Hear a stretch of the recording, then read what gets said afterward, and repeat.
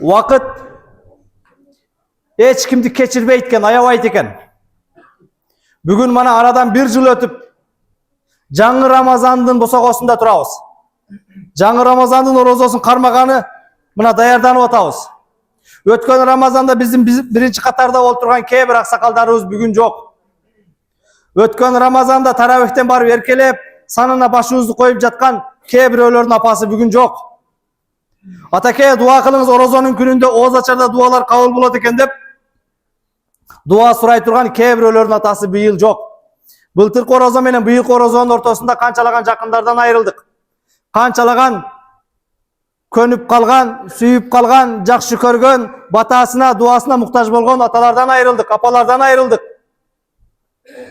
Биздин мына биринчи катардагы аксакалдарыбыз тирүү күбө. Bir yıl içinde мына ушул сап башында турган ооз ачарда, орозодо бизге мына ушул жерде тамак даярдаган, башка кызматта жүргөн аксакалдарыбыздан айрылдык. Хасан Ал-Басри кабырга барып, кабырга майитти көмгөндөн кийин, койгондон кийин өзүнүн айланагысындагыларга кайрылып, эгер ушул адам азыр кайра тирилип кетсе, азыр биз кабырга коюп көмгөн адам кайрадан тирилип кабырдан чыкса, эмне кылат дейт. Хасан Ал-Басринин жанындагылардын баардыгы, о устаз, бул адам азыр кабырдан кайра кайта турган болсо, тирилип кете турган болсо, барып алып мечиттен чыкпастан тынбай намаз окуйт дейт. Экинчиси, о устаз, бул адам эгер азыр тирилип кетсе, барып калтырбастан орозо тутат дейт. О устаз, эгер бул адам азыр кайрадан жашоого кайтып тирилип кете турган болсо, адамдарга зыян бербейт, адамдардан кечирим сурайт, сылык болот, жумшак болот дейт. Хасан Ал-Басри айтат: "Эй акмактар, акылы жоктор, бир дагы адам кабырдан кайтпайт. Бул бүгүн кабырга келип, артка кайтып эч кимде жок. Бирок сен тирүүлөр бүгүн ушул кабырга келип, кайра кабырдан чыккандай болгула" дейт. Бул адам тынбастан силер айткандай намаз окуш үчүн, тынбастан силер айткандай бирөөдү кечириш үчүн, жумшак болуш үчүн, сылык болуш үчүн сөзсүз Аллах Таала кабырга бир киргизип кайрадан жан бериш керекпи дейт. Урматтуулар, Аллах Таалага кайсы бир сыпатыбыз, кайсы бир кулк мүнөзүбүз, адеп ахлагыбыз жаккандыгынын айынан Аллах Таала мээрими менен, рахматы менен берекелүү Рамазан айына кайрадан орозо тутканга, кайрадан бул имамдын аркасында туруп, өзгөчө каракайнын аркасында туруп намаз окуганга мүмкүнчүлүк берип атат. Мечитибизде жаралган бир ыңгайсыздык үчүн кечирим сураймын. Бул мына ошол мечитибиздин жылуу болуп аткандыгы, биз бул теплипол болгондугуна байланыштуу бүгүн жана жума намазда байкап калып, эл көбөйгөндө ысып кетет экен деп өчүрдүк эдик. Бирок ошого карабастан жылуулугу кете эле экен, тер деп кыйналып атасыздар. Бирок бүгүн эшиктерди, терезелерди ачтырып коебуз. Эртеден баштап буюрса мына ошол эмне тердебей башка кубай жакшы намаз окуйбуз. Бирок сиздерден сураныч, Рамазан босогосунда мына бүгүн таравихти баштадык.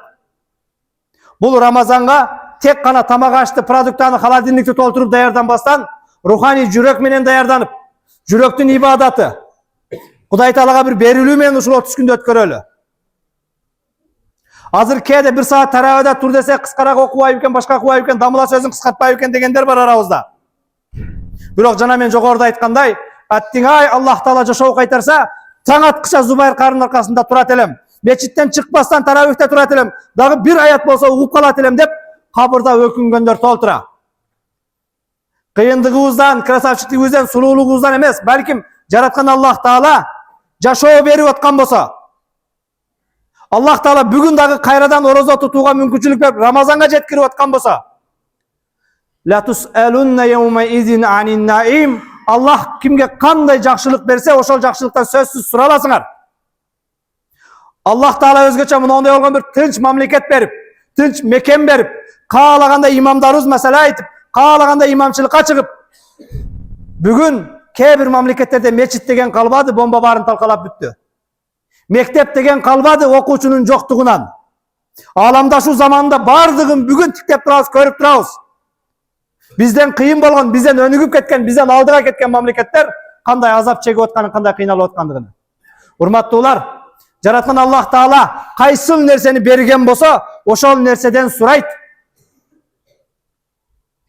Халакал маута вал хаята лияблуакум айюкум ахсану амала. Аллах Таала өлүмдү жаратты, жашооду жаратты. Лияблуакум, сынаш үчүн, кимиңер ошол өмүрдү, өлүм келгенге чейин өмүрдү туура пайдаланасыңар. Кимиңер жакшыраак амал кыласыңар, экзамен үчүн жаратты. Экзамен үчүн бүгүн жашоо берип атат. Жарым саат каракайнын аркасынан уйку сурап башка кубастан намазга келгенде, урматтуу аталар, агалар, Dadilerak turuңuzдар. Пайгамбар саллаллаху алейхи вассалам күндөрдүн биринде мешитке кирсе, мешиттин ичине узун кылып жип тартып коюптур. Бу не болгон жип дедиле? Ой я Расулаллах, бу кызыңыз Зайнаптын жиби деди. Зайнап муну не кылат дедиле? Намаз окуйт дагы чарчаганда ушул жипке асылып алып, уйкусурап намазды окуй берет деди. Көбүрөөк намаз окуш үчүн тартып койгон деди. Пайгамбар саллаллаху алейхи вассалам кыркып салгыла, алып салгыла. Силердин бирөөңөр намаз окуй турган болсо, сергек, ойгонгон абалында, берилүү менен, ихлас менен дадыл туруп намаз окусун деди.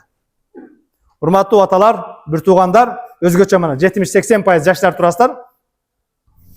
Бүгүн соцсетти башканы карай турган болсок, кырсыктан, башкадан канчалаган инсандар кайтыш болуп атат, көпчүлүгү жаштар. Өлүмдүн жашарганы, кырсыктын көбөйгөнү бардыгы кыяматтын жакындаганынан кабар берет. Мунун бардыгы кыяматтын жакындаганынан кабар берет. Аллах Таала, дагы бир жолу айтам, кайсыдыр бир амалыңыздар жагып, же болбосом, мына ошол балким оңолуп калар, балким кайтып калар. Былтыркы Рамазан, андан аркы Рамазан, кээ бирөөлөр 70 жолу Рамазан менен жолуккандар олтурат. 50 жылдан бери таравихте окугандар олтурат. Быйыл балким акыркы Рамазандыр, акыркы таравихтир. 2025-тин орозосунда балким оңолор, балким жаман адатын таштар, балким мындан ары туура жашар, адамдарга зыян бергенин, зулум кылгандыгын, алдаганын, урдаганын токтотор деген бир таризде бүгүн Аллах Таала жашоо берип атат. Канчалаган инсандар бир жолу Кур'ан уксам дейт, кулак укпайт. Бир жолу мечитке басып барсам дейт, путу жок. Бир жолу көзүм менен көрсөм дейт, көзү жок. Бирок сиздерди бүгүн моундай болгон бир тынч болгон, аман болгон мамлекетте, бир жылуу, жумшак мечитте, өзгөчө мына биздин мечиттин жамааты сыймыктануу менен келип катышсаңар болот. 10 кырааттан ижазасы бар. Кур'анды 10 түрлүү окуй турган. Кыргызстанда мен бая жумада дагы айттым. Эгер номер 1 кары десем, кээ бир карекелер капа болушу мүмкүн, башка болушу мүмкүн, намыстанып кетиши мүмкүн. Бирок номер 1 бизде. Эгер ушул карекенин үнү да жакпай аткан болсо, башка болуп аткан болсо, демек жүрөктө проблема бар. Саарлык жебесен орозо кармагыла, эгер ушул карекенин үнү бүгүн жакпай аткан болсо. Семиздикти көтөрө албай атсыңар. Урматтуулар, сураныч, холодильникти толтуруп, продукт кылып, башка кылып, саарлыкка не жейбиз, ооз ачарга не жейбиз деп, эптеп, каерде ифтарлык кылабыз деп, о кафени, бу кафени таң атпастан, кечкурун 12 сааттан кийин ооз ачыла турган нерсеге кафе брондобостон, руханий бир ыхлас менен кечирим тилеп, Рамазандын 30 күнү таңда жана кечинде Кудайдан жалбарып бир сураналы. Рамадан рахматун миналлах. Бул Алладан рахмат болуп келген ай. Магфиратун миналлах, Алладан кечирим болуп келген ай. Тозоктон куткарууга кепин болгон, жаннатка гарантия болгон ай. Аввалуху рахма, алгачкы 10 күндүк Аллахтын рахматы жайт. Ва авсатуху магфира, ортоңку 10 күндүктө Кудайдын кечирими жайт. Ва ахируху иткун минан ниран, акыркы 10 күндүк Аллах Таала миңдеген, миллиондогон денелерди, моюндарды тозоктон куткарат. Балким буга чейин бул акмак болбогур экен, тозокулардын катарына жазып кой деп Аллах Таала периштелерге жаздырган болсо, быйылкы Рамазанда оңолуп, өзгөрүп, ихлас менен таравихке, намазга, орозого катышканыңыздын себебинен балким ушул кечелерде, ушул түндөрдө Аллах Тааланын уадасы бар. Ахматтын баласы Шумкарбекти тозокулардын катарынан өчүрүп, бейиштиктердин катарына жаз дегендей бир мүмкүнчүлүк бардыр, урматтуулар. Буга чейин канчалаган шылтоолор менен таравихке келбегендер олтурат. Канчалаган миңдеген шылтоолор менен быйыл биринчи орозо кармап аткандар бар. Былтыр Рамазанда бир эки менин туугандарым сүйлөшүп атат. Сен биринчи жолу кармашыңбы десе, ооба десе, мен дагы биринчи жолу кармап атам, жеңил эле экен го дейт. Айылда жана терек бутап ататтар, мен постоянно турам, экөө сүйлөшүп атат, 40-тан ашкан экөө тең.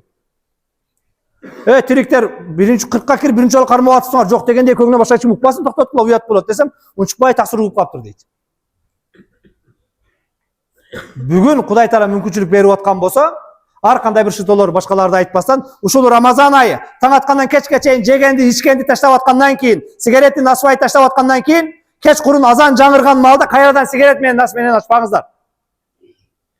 Я айюхаллазина аману кутиба алейкумус сиям. О имандуулар, силерге Рамазан айында орозо кармоо фарз кылынды. Кама кутиба алалазина мин кабликум. Силерден мурдакыларга орозо фарз кылынгандай.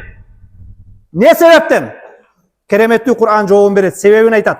Лааллакум таттакун. Кудайдан коркушуңар үчүн, Кудайга жакындашыңар үчүн, жаман адаттардан арылышыңар үчүн дейт. Орозо кармабасам болбойт эми деп кечке орозодон, арактан, насыбайдан, башкадан арылып, кеч курунан кийин курсак деле ачпайт дейт кээ бирөөлөр. Курсак деле ачпайт, чаңкабайым деле ушу сигарет эле кыйнайт да дейт. Нәрсе эле кыйнайт да дейт. Жараткан Аллах Таала быйылкы Рамазанда балким сизди арактан арылсын деп өмүр бергендир.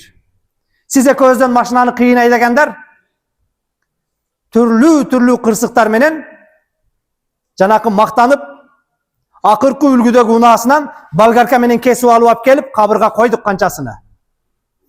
Сиз экөөбүздөн жакшы машинасы барлар, сиз экөөбүздөн машинаны жакшы айдагандар, ошол сыймыктанган машинасынын ичинде МЧС кызматкерлери болгарка менен кесип алгандары бар. Муну көбүң тааныйсың.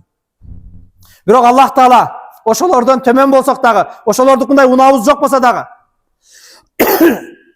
бүгүн дагы бир жашоо берип, мынтип имамдын аркасында алып келип намазга, орозого мүмкүнчүлүк берип аткандагысы ар бир секундта, ар бир минутта суралабыз.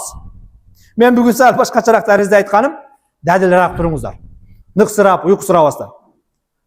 Имамдын бул жерде ихлас менен берилүү менен окушу жадашып кетсе, аркадагыларга көз каранды. Дем берип туруңуздар. Дадил дух менен туруңуздар. 24 сааттын 1,5 саатын ушул жерге бергиле бир адушы.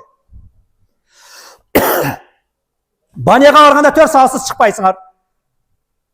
Тойга барганда 4 саат кечиги барып, 4 саат өтүп отуруп, дагы 4 сааттан кийин таркайсың.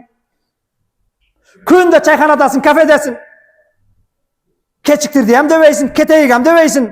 Болду кылайык ham дебейсиң. Тарабада 20 мүнөт турганда бул карак эмес, мен кыйналып кеттим аркада. Сәл дадилирээк тургула. Ушуга чыдабаганыңар, пожалуйста, кебейле койгула.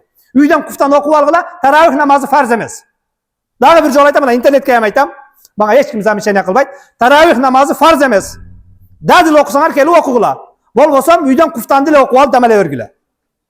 Бул жерде келип алып, кыскараак окуса экен, тезирээк окуса экен, антса экен, мынса экен деп бетте условия койбогула. 1 саат 20 мүнөт, 1 саат 25 мүнөттө бүтүрөбүз. Бүгүн эми биринчи таравih. Эртеден баштап протоколный 8:40 намаз башталат. Кудайым буйрса, мына ошол 10:00 бүтүрөбүз. 1 саат 20 мүнөттө бүтүрөбүз.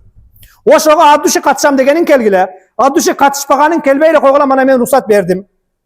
Либой муфтиден барып, башкадан барып сурап алгыла. Шункардамла бизди катышпай эле кой деди. Тараваны окуйга койсом боло береби десеңер, болбойт, барсын деген болсо ошол келип мага ошол сени сөзсүз намазга катышышың далил деп берсин. Кудайыма шүгүр, ушул ислам боюнча, шарият боюнча мен мутахассис специалистмин. Сүйлөгөн сөзүмө жооп берем, өзгөчө мына интернетке коюп атамын. Ошол интернеттен жана менен 10 эсе, миллион эсе кыйындууларга ошол таравих намазыны бир дадил окуш керек экенин далил деп берип койгонго мүмкүнчүлүгүм жетет. Ошого урматтуулар сураныч. Эгер бул жерге келип катышканда башкада меселердин көптүгүн менен мактанбайм. Бүгүн бирөөлөр подписчиги менен мактанат, мечитте жамаатынын көптүгү менен мактанат, досторунун көптүгү менен мактанат. Мага эч нерсе керек эмес. Ихлас менен келип катышып бериңиздер, балким ушул таравилер, ушул жерде чарчаганыңыз, ушул жерде терлегениңиз, ушул жерде кыйналганыңыз эртең жараткандын астына барып жалгыз калганда кабырда пайдасы тиер. Пайгамбарыбыз саллаллаху алейхи ва саллям: "Ман қама иманан ва ихтисабан гуфира лаху ма тaqaddama min zanbi." Ким ихлас менен, соогун Кудайдан үмүт кылып, берилүү менен таравихке, түнкү намаздарга катышса, гуфира лаху ма taqaddama min zanbi, ал инсандын өткөн күнөөлөрүнүн бардыгы кечирилет дейт. Намазга келгенде эркектер, Кудайым буйрса, бүгүн дагы бир жолу айтам, кечирим сураймын, мешти ысып кетти. Эртеден баштап мына ошол дадилирээк, зирегирээк болуп, жукараак кийинип келип, активный катышып бериңиздер. Катышканда мен сиздерден акча же башка талап кылбайбыз. Бардыгыбыздын максатыбыз кыяматта эртең сенин жакшы экендигиңе, ыймандуу экендигиңе эки адам күбөлүккө өтсө, бейишке киришиңе ошол жетиштүү дейт. Эртең кыяматка барганда мен бул аканы тааныймын, таравада биздин аркабызда турган деп туруп күбөлүккө өтө турган болсом, мени менен карака. Эки адам күбөлүккө өтсө, жаннатка киришиңе ошол жетиштүү дейт. Кафеден көрүп бүттүм баарыңды, казинодон көрүп бүттүм, саунадан көрүп бүттүм, банядан көрүп бүттүм, чайханадан көрүп бүттүм. Келгиле бир Рамазанда бул мечитте да көрөйүн дагы, эртең Кудай Тааланын астына барганда бири-бирибизге күбөлүккө өтө турган бололу. Ниет кылыңыздар 4 рекет таравих намазы.